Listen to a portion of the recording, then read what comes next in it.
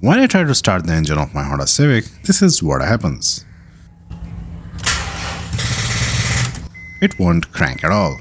Instead, I hear this rapid clicking noise and the dash lights flicker like crazy. This is actually a pretty common problem and can be fixed easily. The main reasons are usually corrosion on battery terminals or a dead battery. First, pop the hood and take a look at the battery. Corrosion or loose battery connections are the #1 cause of these symptoms.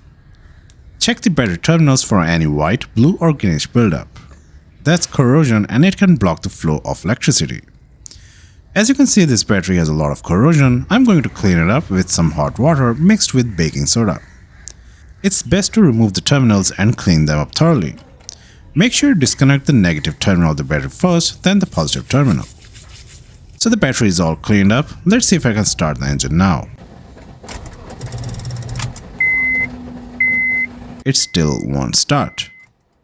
Since the car has been sitting in the garage for a while, I think I should recharge the battery first. So I charged the battery with a portable charger for a few hours. Let's see if we can start the engine now. And success!